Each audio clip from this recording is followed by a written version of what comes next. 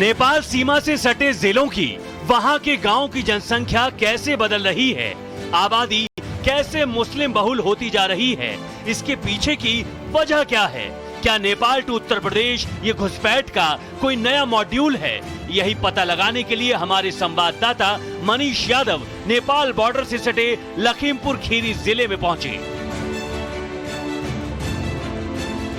चंदन चौकी के जिस इलाके में मैं इस वक्त मौजूद हूं, वहां पर चंद कदम की दूरी पर नेपाल जाया जा सकता है। सामने जो पेड़ों की बेल्ट नजर आ रही है वो नेपाल का हिस्सा है। जो इंटरनल रिपोर्ट यहां से भेजी गई है उसमें चिंता जताई गई है कि बॉर्डर के आसपास के जो गांव हैं और खासतौर पर मुस्लिम बहुल गांव हैं, उनकी आबादी तेजी से बढ़ी है। वहां पर पक्के निर्माण हुए हैं, जो मस्जिद है, दरगाह हैं, उनकी संख्या में भी इजाफा हुआ है। देखिए यहाँ पे नेपाल है और ठीक इसके बगल में ये ईदगाह आपको पक्के तौर पर बनी हुई सामने नजर आ जाएगी। दुधवा जंगलों का ये इलाका यूपी के लखीमपुर जिले को नेपाल से अलग करता है। सुनसान और बियाबान जंगलों में अब ऐसी एक्टिविटी चल रही है जिससे सुरक्षा एजेंसियों के कान खड़े हो गए हैं। दरअसल बॉर्डर से सटे आदिवासी बहुल इलाकों में बाहर से आए मुस्लिम लोग तेजी से बसते जा रहे हैं। कहाँ से आए थे? हम तो जिला बरेली से।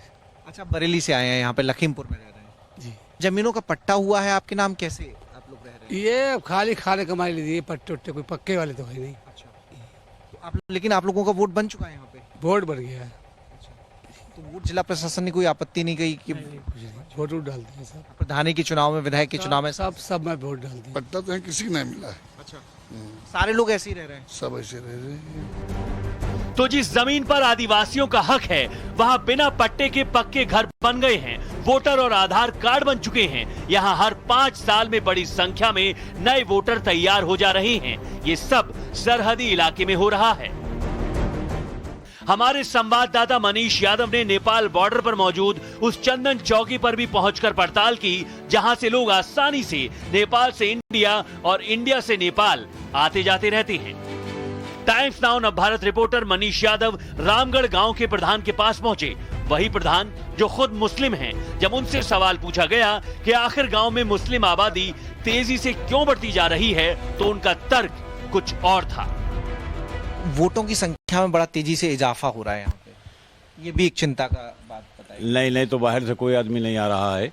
हाँ, कि वोटों की जनसंख्या बढ़ रही है, तो मतलब वो तो मतलब इसी हिसाब से बढ़ रही है कि 5-6 साल में जो गणना होती है तो हर गांव में मतलब 10-20-50 वोट बढ़ ही जाती हैं।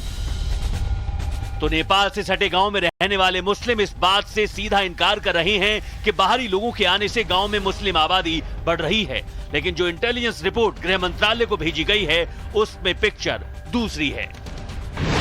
सूत्रों की माने तो रिपोर्ट में इस बात का जिक्र है कि यूपी के पास बॉर्डर इलाकों में करीब 1000 से ज्यादा गांव हैं।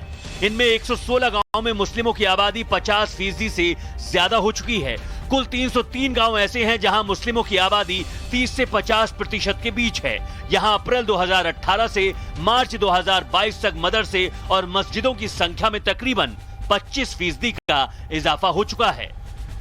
2018 में सीमावर्ती इलाकों में 1349 मस्जिद और मदरसे थे, जो अब बढ़कर 1688 हो गए हैं।